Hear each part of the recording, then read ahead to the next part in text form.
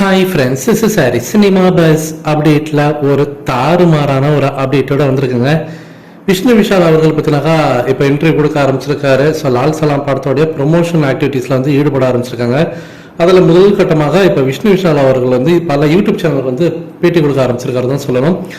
அவர் நேற்று ஒரு YouTube channel பேட்டி கொடுத்துருக்காரு. அவர் பேசுகிற அந்த வீடியோக்கான லிங்க் நம்மளுடைய டிஸ்கிரிப்ஷனில் தந்திருக்கேன், மறக்காமல் பாருங்க.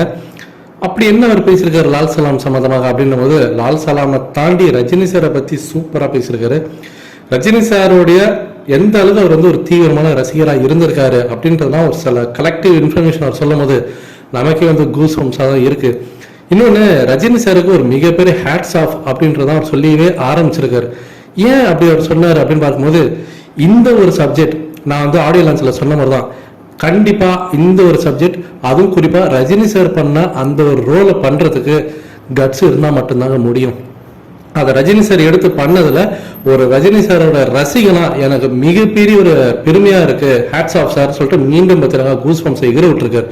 அதை தாண்டி லால் சலாம் பத்தி பேசும்போது, ரஜினி சார் இந்த ரோல் எடுத்து பண்ணதை தாண்டி நீங்க வந்து எல்லாருமே ரஜினி சாரோட ஃபேன்ஸா என்ன எதிர்பார்ப்பீங்க? அவரோட படத்துல கை தட்டணும், விசில் அடிக்கணும், கொண்டாடணும் தான் நீங்க நினைப்பீங்க. ஆப்வியஸ்லி ரஜினி சாரோட படம்னாலே அப்படிதான் ஒரு அட்மாஸ்பியர் இருக்கும் தியேட்டர்ல.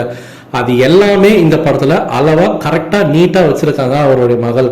ஸோ அதனால எந்த விதத்துலையுமே வந்து இது வந்து ரஜினி சாரோட ஃபேன்ஸுக்கு வந்து ஒரு குறையில்லாத ஒரு படமா, ஒரு என்ஜாயபிள் மூவியா இருக்கும்.